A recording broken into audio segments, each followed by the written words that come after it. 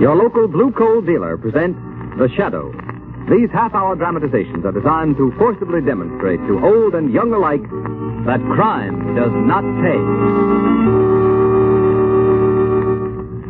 Before the final broadcast of this Shadow series begins, keep this fact in mind, homeowners. One way to be sure of maintaining steady, even temperatures throughout your home during these changeable days and nights of March and April weather is by burning blue coal.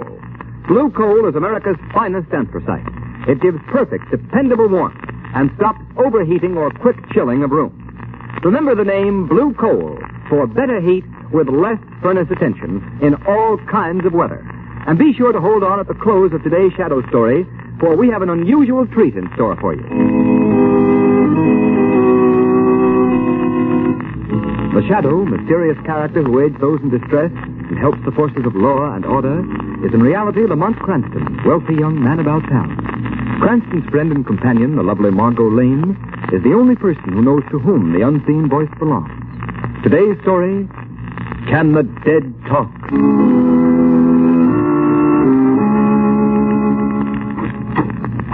Oh, good afternoon, Miss Lane. Hello, Ames. Mr. Cranston in? Yes, Miss Lane. I want to... Hello, Margot. Hurry up, Lamont. We'll be late for Aunt Eliza's big charity benefit.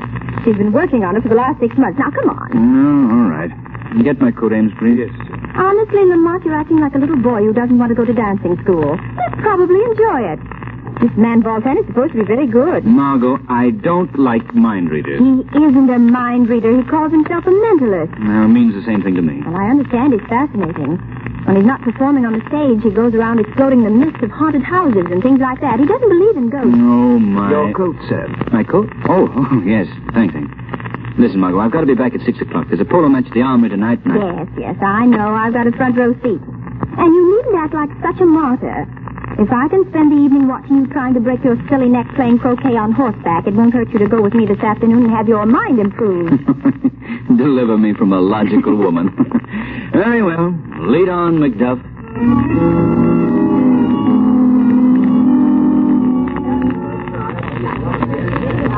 And now I will proceed with my next experiment. See, Lamont, I told you we'd be late. It started already. I'll sit back here and make this as painless as possible. Certain of you in the audience have written on the slips of paper that my assistant distributed questions you would like me to answer. Now, if you will concentrate on what you have written, I will try to get these questions by thought transference. But remember, you must concentrate. I must be in complete accord with your thoughts. I get the initials, E.K. Someone with the initials E.K. wants to know the date of her marriage. I think it was... Yes, I'm sure it was. March 24th, 1903. Is that right? Why, yes, that's right. Did you hear that, Lamont? He's marvelous, don't you think? That's an understatement. Oh, don't be so superior. Everybody, please concentrate. I cannot conduct this experiment in thought transference without sympathetic cooperation from my audience. Now I get the initials BDM. BDM wants to know the street, number, and city where he was born. The street is Walnut. The number 2124. The city, Philadelphia. Am I right? Gee, he got it. He's marvelous. How do you suppose he does it? Elementary, my dear Watson. Wait, please. Before I proceed further, I feel that in this room there is someone who is not only an unbeliever, but one who is distinctly hostile to me and what I am trying to do. There, Lamont, he must mean you. Nonsense. Probably part of it. I would like that person to attempt a little experiment with me. If he or she will think of something, some question, the answer to which is known to no one else, I will attempt to answer it correctly without the person having written the question down at all. If I can answer it correctly, it should prove to the skeptic that the transference of thought from one mind to another is completely possible. Nice trick if he can do it. You don't think it's possible, Lamont, huh? I won't say it's impossible, but it's certainly highly unlikely. Well, think of something and concentrate on it and see if you can get it. I will not. In the first place, you don't know that I was the one he was referring to. Second place, even if I were, I wouldn't give him the satisfaction. You think of something that no one could possibly know but yourself. I'll bet you 100 to 1 he can't get it. Well, perhaps you're right. Quiet, please. Quiet.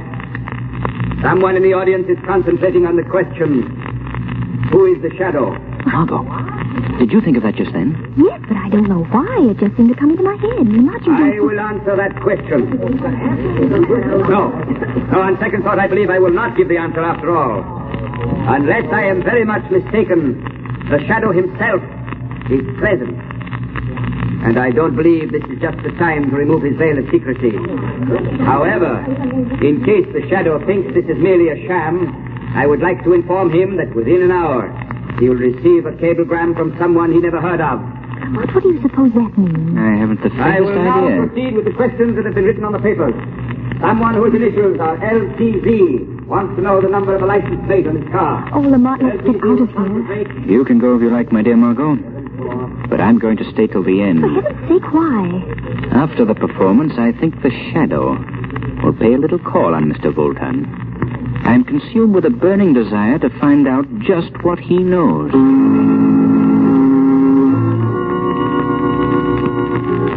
Close the door, Emile. I wish to dress. Yes, master. Remove my boots. Yes, master. Hey, careful, you clumsy fool. What's the matter with you? I'm sorry, Imbecile, go. Leave me alone. Yes, master.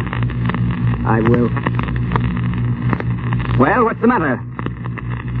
Master. The doorknob turned. The door is opening. But the hall is empty. Ah, good afternoon. Won't you come in? Have you gone mad, master? There is no one You here. are wrong, Emile. There is someone here. But I see no one. Of course not. You may leave us alone, Emile. Yes, master. Well, Shadow. Well, Voltan, Sit down, won't you? unfortunately, I can't stay. I have an engagement. Really? Perhaps your engagement is with that well-known clubman, Mr. Lamont Cranston. Is Lamont Cranston a friend of yours? No, matter of fact, we've just now met. Interesting. True. Why beat about the bush, Shadow? I know perfectly well that you're Lamont Cranston. Are you sure you haven't got me confused with someone else? Quite. Of course, at the moment, I admit I'm unable to see you, owing to a trick of visual hypnotics, which it is hardly worth my while to come back. However, your charming companion this afternoon, Miss Lane, wasn't it? Let her mind dwell on the subject quite intensely. Her thought waves were unmistakable. On second thought, I find I can spare you a few minutes, Voltan. Good. My respect for your powers is increasing momentarily. Well, now that you know, what are you going to do about it? I haven't decided yet. Remember, I and I alone know that Lamont Cranston and the Shadow are one and the same, with the exception of your friend Margot Lane. Of course, you realize how much your life would be worth if the underworld should ever learn that you are the Shadow. I have a rough idea. And yet that would be a pity. To terminate so unceremoniously the brilliant capabilities of one who, as the Shadow, is known and feared throughout the world. Just what are you getting at? Let me tell you a little story, my friend. Did you ever hear of Anton Proskovai? Anton Proskovai. The famous anarchist who at one time or another was kicked out of every country in Europe? That's the man. Well, the last I heard of him was some 10 years ago, when he was sent into exile. He's supposed to have died there. Anton Proskovai didn't die in exile. He escaped. But he dropped out of sight for 10 years because he was making a study of that least understood attribute of mankind, the human mind. You mean you? Yes, I am Anton Proskovai. You, Anton Proskovai? The man without a country? I do not need a country. What do you mean? Shadow, when I started my studies of the brain, I quickly found that people mentally are like sheep. They can be influenced, swayed in any direction by a mentality stronger and superior than their own. Of course. That's nothing particularly new. Wait. After I had made my escape for years, I wandered, living in ditches, eating in pigsties, hounded from country to country by government agents. But all the time, I was collecting subjects. Subjects? Yes, Shadow. Among the submerged, ill-used, half-starved rabble of every nation, there are potential leaders. Leaders who, given the opportunity, could be the dictators of tomorrow. Go on. These men, I know. I know them so intimately that from wherever I am, I can control their minds. You saw Emile, my servant. He is completely subjugated to my will. But that's hypnotism. Relatively simple. Not at all. It is not hypnotism. Although I dominate Emile's mind whenever I wish, to all appearances, he is a normal human being. He can be released only if I feel fear. And I am never afraid. Only if you feel fear. I put the idea of the Shadow's identity in Miss Lane's mind this afternoon. After which she unknowingly, yet obligingly answered it mentally. Come in. Excuse me, master. I have a cablegram here. It is addressed to someone called the Shadow in your care. Yes. I will take it and see that it's delivered. Go now. Yes, Master.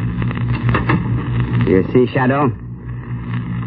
You mean... On the platform this afternoon, I willed one of my subjects in Europe to cable you, saying, the downtrodden shall arise. Here, I will open your cablegram. I'll put it on the table where you can see it. Well, what does it say? The downtrodden shall arise. Well, that's amazing. Now do you believe me, Shadow? Through my subjects who are leaders themselves, I can control the vast mass mind of the rabble, the bulk of the population of the world. I suppose it's possible at that. Possible? Listen, Shadow. I have decided that in exactly 1 week, a vast uprising which I have so carefully planned for years will take place. Governments will be overthrown. Nations will exist no more. Chaos will reign. Yes, it could be done. It will be done. Why are you telling me this? Because on the threshold of releasing this world-shattering force, I hesitate. Why, Voltan? Because I and I alone can bring this chaos about. But after it's accomplished, then what? How can I control what I have created? Somewhat of a problem, I should think. Yes. I need another mind to share the responsibility. A mind which already has superhuman powers that I could train to assist me in the great work of reorganizing the world. And you want me to join you, is that it? Why not? Shadow, between us, we could rule the world. Suppose I refuse. Then, I shall be forced to divulge the secret of your identity to those who would be most interested. After which I shall proceed with my plans alone. I see. But you won't refuse. Join forces with me, Shadow.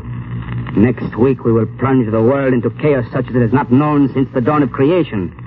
A chaos over which you and I will reign supreme. Well, your answer? Give me 24 hours. Can you not answer me now? 24 hours. I will give you 7 hours. That is time enough. Come to me at midnight tonight. Where will I find you? You know the old Murray mansion in the slums over by the river? Of course. It's been boarded up for years. Supposed to be haunted, I believe. Haunted? Yes. That's why I use it for my headquarters. A reputation for ghosts is very convenient for keeping away prying eyes. I will be waiting there for you tonight at midnight. And I advise you to come alone.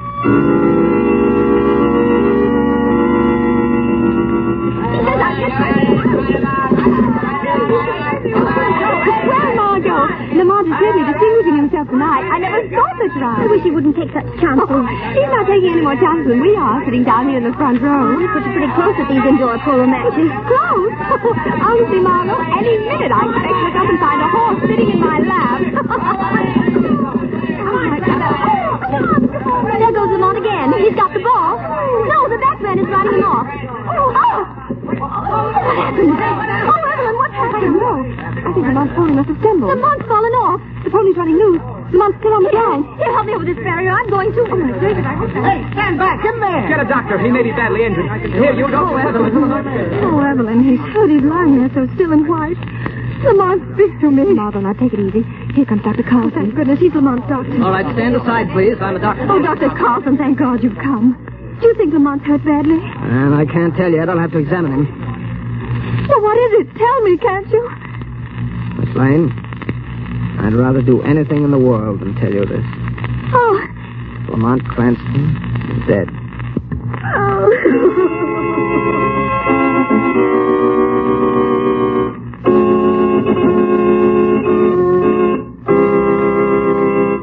Act 2 of today's story commences in just a moment. But first, here's advice homeowners everywhere will certainly profit by following. Your nearest blue coal dealer has a real bargain for you. It's the John Barclay Summer Conditioning Service, a thorough cleaning and checkup job that'll put your heating plant in perfect shape for next fall and save you money on your fuel bills. This summer conditioning service includes cleaning all inside and outside surfaces, cleaning and reassembling the smoke pipe, and sealing all openings at joints where the pipe joins the chimney. This service also includes a thorough check of all dampers, valves, pipes, and grates, plus the painting of all doors and surfaces. In fact, it gives you over 10 vital money-saving jobs that will improve the efficiency of your furnace, all for the price of one. It's worth $12.50, yet it only costs approximately $5. for the average-size home. So next month, or whenever you decide to let your furnace fire go out, get in touch with your nearest Blue Coal dealer. Let him give your home heating plant, whether it's steam, warm air, or hot water, a thorough summer conditioning. You'll save time, trouble, and money in the long run.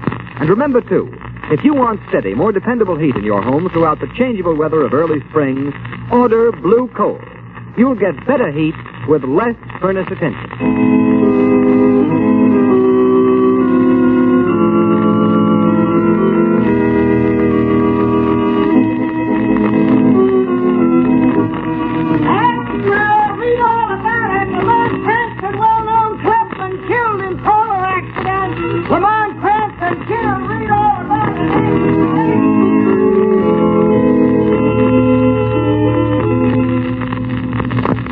Now that everybody's gone, don't you think you better go home yourself and rest? Rest? How can I rest?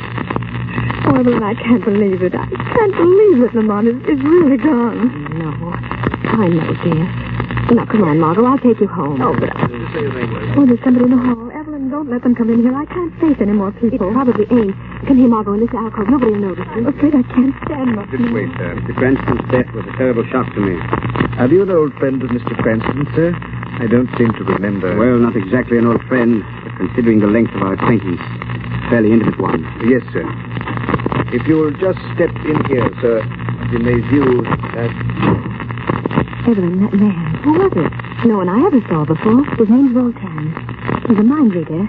He gave a performance this afternoon at Aunt Eliza's charity benefit. Rather strange looking. But you know, Lamont did have some weird friends. He wasn't a friend of Lamont. I mean, I don't think he was. I wonder just... Very sad to see a man cut down in his prime. I beg your pardon. Miss Lane, isn't it? Why, yes. I thought so. May I tender my sympathy, Miss Lane? Thank you. I know how you must feel. Great pity. Anson had a future. Possibly a greater future than even you suspect. Well, what's done is done. I must be going now. I beg pardon, sir. I can find my way out. Oh, now, Margot, darling. Won't you please let me take you home? Ames will take care of everything here, won't you, Ames? Yes, miss. I'll get your things. Oh, all right, Evelyn. I suppose there's nothing more I can do tonight. I'll go. Good. And I'm going with you, just to be sure you get there.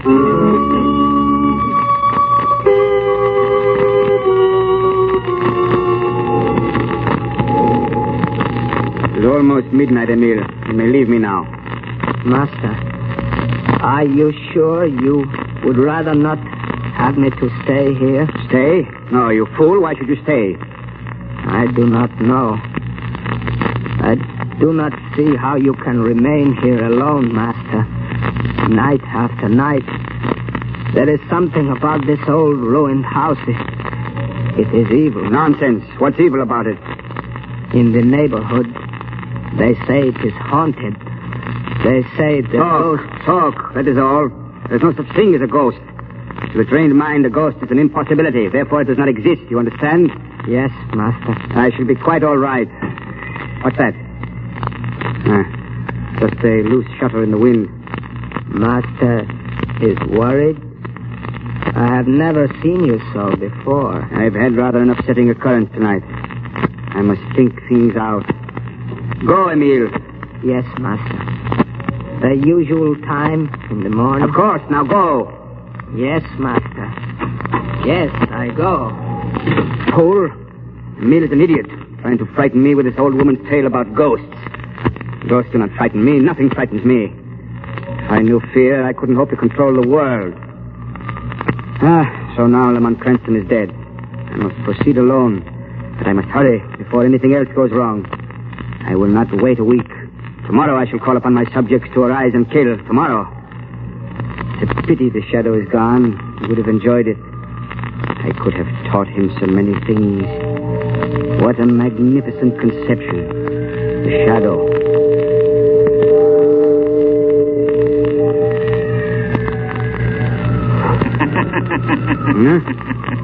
What was that? I could have sworn I heard someone laugh. No. No one is here. No one could be here. Must have been in my mind. That's right, Voltan. In your mind. Who's that? Who speaks? Is it possible you don't know me, Voltan? When just this evening you claimed to be one of my most intimate friends? Shadow. Or his ghost? No. No, it's not possible. Really? With my own eyes, I saw you lying dead. I know. So thoughtful of you to call. Stop. It can't be you. It can't. You hear me, don't you? I'm imagining things. My mind is overstrained, that's all. The shadow is dead. You see, it's midnight, Voltan. I have returned from the spirit world to keep our appointment. Spirit world. There is no such thing. There can't be. I won't allow myself to believe it. You're afraid, Voltan? No, I'm not afraid. You are afraid for the first time in your life. You're afraid. At last, the thousands of subjects you've held under your spell are liberated, are free. Who is there? It is Emil. You must remember me, master. Your loyal servant, Emil. The one whom you've subjected to your indignities for so long. You've gone mad. Now, Voltan, it is you who have gone mad. And there is but one way to deal with a mad dog. Keep away from me, Emil. Don't come any closer. This gun. I will shoot! Drop that gun.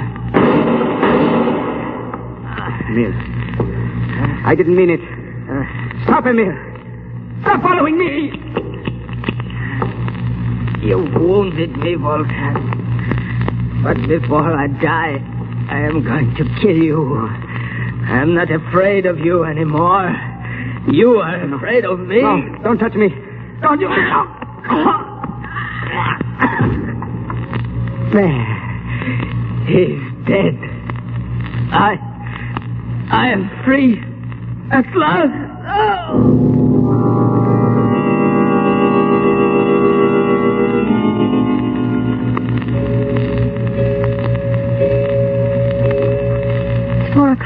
It'll be dawn soon, Margot. I'm all right now, Evelyn. Why don't you go home yourself? You don't need to stay with me anymore. Well, if you're sure you're all right. Oh, of course I'm all right. I'll take a sedative and go to bed. Good, and get some rest. I could use some rest myself. Oh, you could.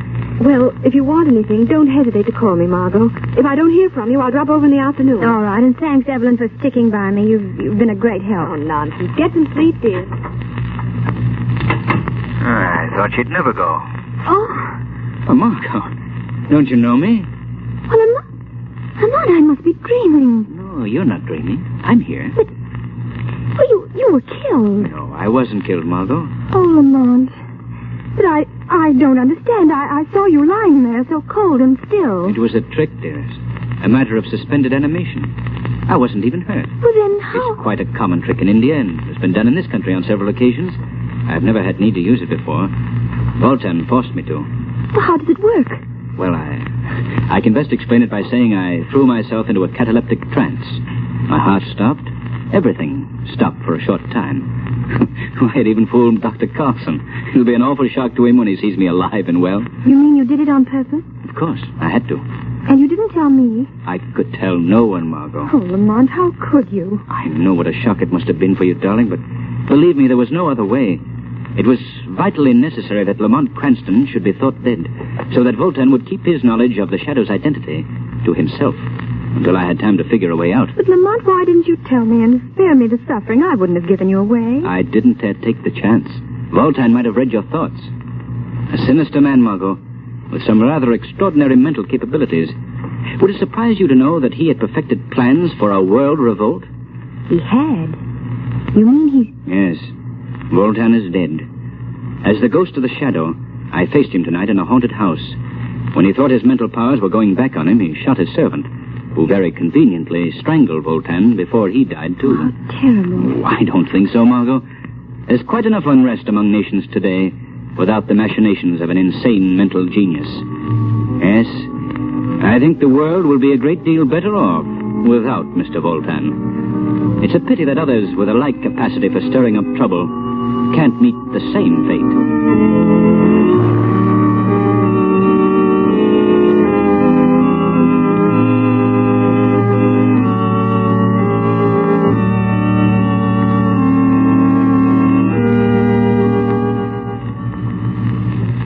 And now, friends, we have a real treat in store for you. I want you to meet two grand actors. Our stars, Margot Lane, who in reality is the charming Agnes Moorehead, and Lamont Cranston, who is known in real life as Bill Johnstone. Thanks, Ken. Well, Margot, I should say Agnes, I know you'll agree with me that it's been a great privilege for you and me to have played the roles of Margot Lane and the Shadow for the past 6 months. Yes, it has, Bill, and it's been a lot of fun besides. I can't begin to tell you how much I've appreciated being with the Shadow during his exciting adventures. And I know that we appreciate the generous cooperation we've received from our sponsors, the Blue Coal Dealers, in teaching young and old alike that crime doesn't pay. If we succeeded in driving home that moral, then we'll have accomplished our purpose. As Ken Roberts has told you, ladies and gentlemen, this is our final broadcast of the winter season. But we sincerely hope to be back with another series in the fall. Whether or not the Shadow program returns is up to you, our listeners. In the theater, you know, we actors can tell by the applause if the audience enjoys our efforts to entertain them. But in radio, the only way to know whether or not the audience enjoys the entertainment is by their purchases of the product that makes the program possible, or by their personal approval to the sponsors. So, friends, if you've liked this Shadow series and want to hear the show again next fall, won't you phone or write your nearest Blue Coal dealer and let him know? Your purchases of Blue Coal and your phone calls to the Blue Coal dealers will indicate to them whether or not they should bring you the Shadow program again in September. And now, on behalf of our entire cast, hearty thanks to you again for your loyalty to our show and your support of Blue Coal. Goodbye, Bill and Agnes. And we hope you'll be back again in the fall. And friends, remember that you can continue to thrill to the adventures of the Shadow during the summer months by getting the Shadow magazine at your local newsstand.